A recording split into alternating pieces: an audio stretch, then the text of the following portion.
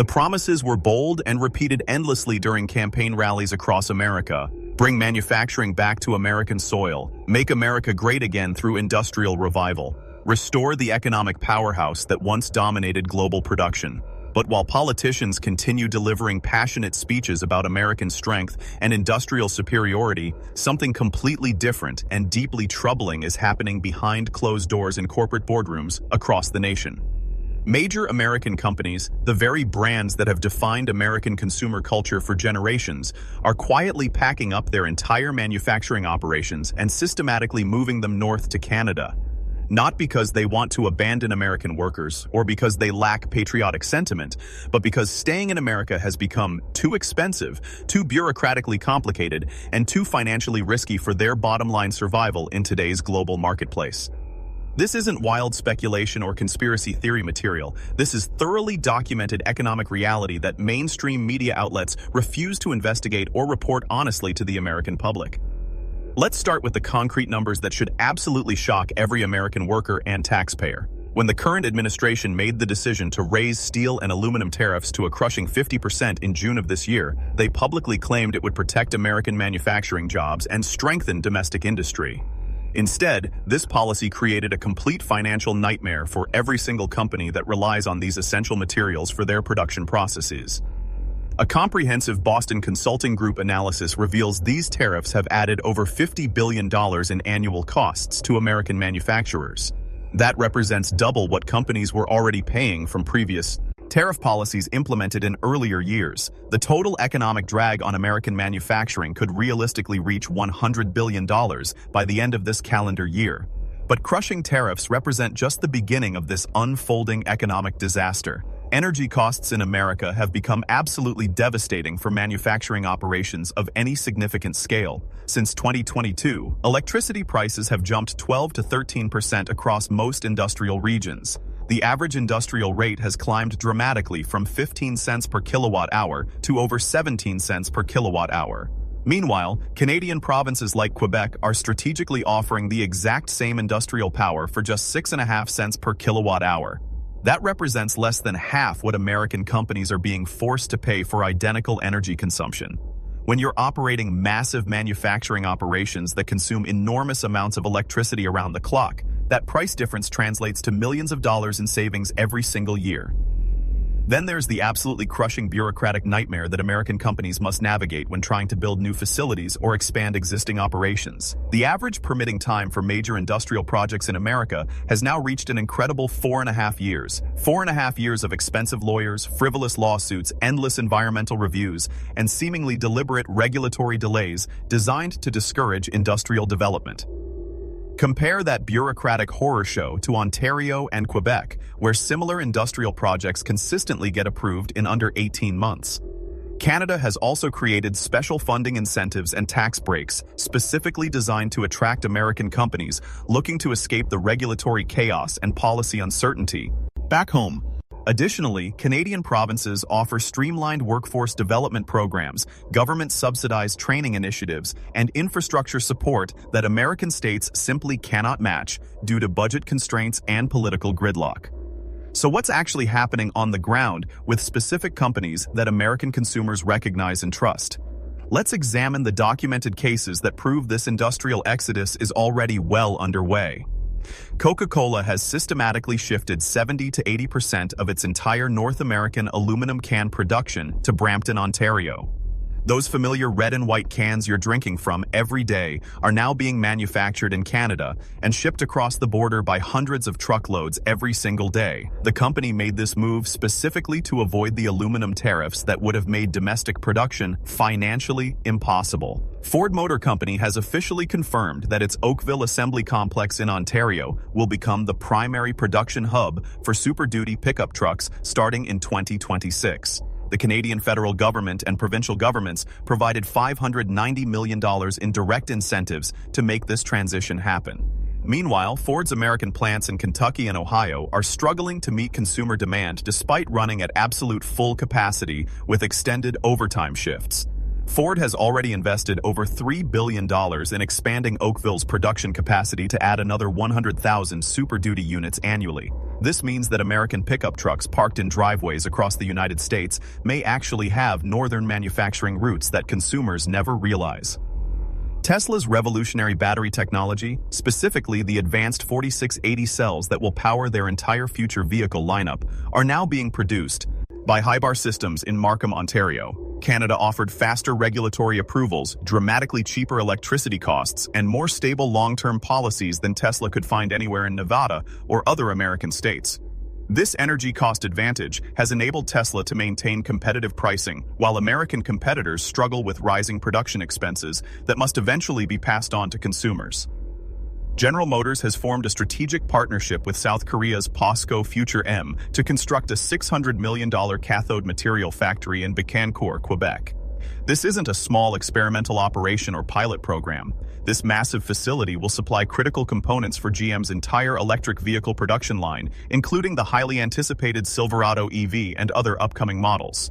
The Canadian federal government and Quebec provincial government provided nearly $300 million in financial support to secure this project.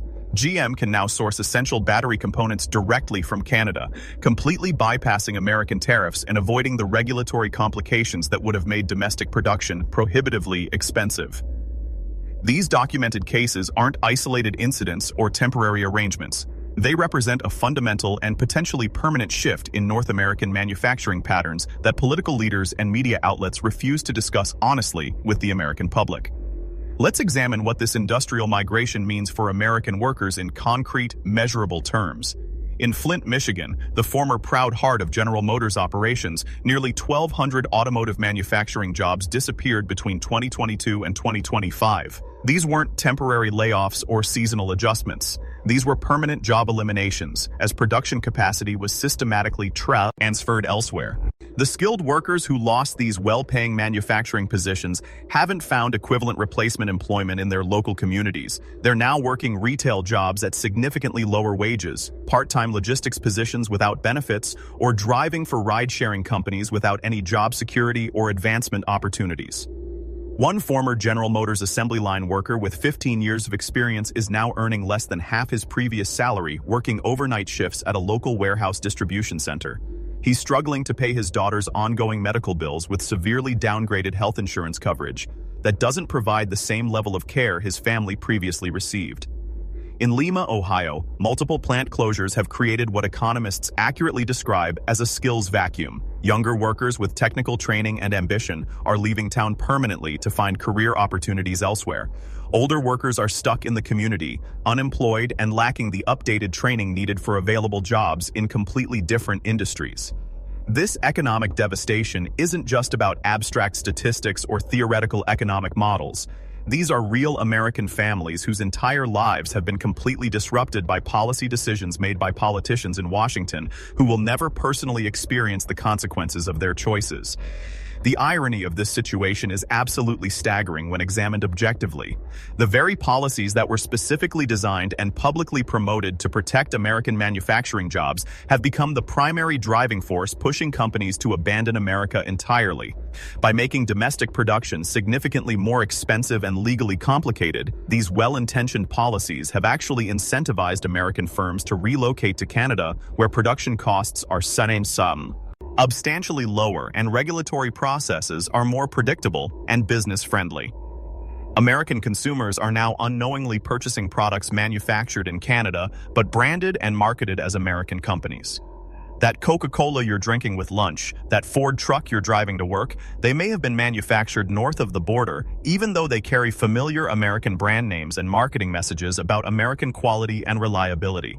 The USMCA trade agreement, which was negotiated and promoted as a deal that would create zero tariffs across North America, has essentially transformed Canada into a production magnet, while America has systematically armed itself with punishing duties on its own domestic industries. Canada wasn't passive or accidental in this process. They actively and aggressively courted American companies with massive investment grants, tax incentives, and regulatory fast-tracking. The GM and POSCO cathode facility in Quebec isn't a minor side project or experimental venture. It's absolutely central to GM's stated goal of producing 1 million electric vehicles per year across North America. This demonstrates Canada surging ahead strategically, while American plants in Michigan and Ohio face potential closure or significant downsizing due to tariff uncertainty and ongoing labor disputes that add additional costs and complications. Canada systematically offers everything that modern corporations prioritize in 2025 manufacturing decisions: low-cost, clean hydroelectric energy, highly skilled and educated workforce, rapid regulatory approvals without frivolous lawsuits, and stable long-term government policies that don't change dramatically with each election cycle. That's precisely why major companies like Tesla and Ford are routing their next-generation manufacturing operations through Canadian facilities, not because they prefer Canada over America for patriotic or cultural reasons, but because staying in America has become financially unsustainable for competitive global operations. Even some prominent political leaders are finally starting to acknowledge this uncomfortable economic reality. Michigan Governor Gretchen Whitmer publicly warned that her state is being punished twice, first by legitimate global competition, and now by counterproductive federal tariff policies that harm domestic manufacturers. Even some Republican senators have begun questioning why electric vehicle supply chains are thriving and expanding in Ontario, while Ohio factories face hiring freezes and potential downsizing. Meanwhile, conservative media outlets continue defending these tariff policies as necessary long-term corrections to unfair trade practices, even as Ford, General Motors, and Tesla quietly file official exemption requests with the United States Trade Representative's Office, seeking relief from the very policies that are supposedly protecting them. A recent Wall Street Journal editorial asked the obvious question directly: if American trade policy is actually winning as claimed, why are American manufacturing jobs systematically fleeing to other countries at an accelerating pace? The deafening silence from Washington leadership has been far more revealing than any official government response or press conference explanation. Some respected economic analysts believe this damaging trend could still be reversed and American manufacturing could be restored, but only if America is genuinely willing to pay the substantial political and economic price required. A comprehensive Brookings Institution report suggests that reshoring essential industries could be technically possible within 5 to 8 years, but it would require massive federal subsidies, complete permitting system reform, and a nationwide reconsideration of labor cost structures that would be politically challenging. The fundamental problem is that American voters consistently demonstrate they don't want to pay significantly higher prices for the same consumer products, and corporations aren't volunteering to accept substantially lower profit margins just to keep production facilities on American soil for patriotic reasons. Some congressional Democrats have proposed a comprehensive Made Here, Stay Here initiative as part of a broader Jobs and Competitiveness Act, but the legislation has completely stalled in Congress without sufficient bipartisan support to advance. So the fundamental question that every American must confront becomes whether our nation is genuinely ready to redefine what domestic manufacturing actually means in practical terms, or whether we're simply content to wave flags and display patriotic symbols while actual production quietly crosses the border to other countries that offer better business conditions. When major iconic American brands like Ford, Coca-Cola, and Tesla are systematically relocating their core manufacturing operations to Canada, is any industry truly safe from this accelerating trend? Can patriotic branding and emotional marketing campaigns really keep factories operating in America when energy costs double annually and labor expenses consistently outpace global competitors? The uncomfortable truth that politicians refuse to acknowledge is that increasing numbers of American products now carry a completely hidden Canadian manufacturing stamp, even though consumers will never see that crucial information anywhere on the product labeling or marketing materials. Take a careful look around your house right now. That Coca-Cola in your refrigerator, that Ford vehicle in your driveway, maybe even other household products you use daily without thinking about their origins. Have they already crossed the border for actual production while carefully maintaining their American brand identity and marketing image? The critical question isn't whether this trend will continue accelerating. The question is how much longer American workers and consumers will accept this economic reality while politicians continue promising manufacturing solutions that never actually materialize into concrete policy changes. This represents what's genuinely happening to American manufacturing in 2025. Not the sanitized version you hear in carefully crafted political speeches, but the thoroughly documented reality that directly affects real families and real communities across the entire country. The Made in America label has fundamentally become more about sophisticated marketing than actual manufacturing location, and until someone in a position of authority is genuinely willing to address the underlying policy failures that systematically created this situation, more American manufacturing jobs will continue flowing north to Canada while politicians endlessly debate meaningless talking points instead of implementing practical solutions that could actually restore American industrial capacity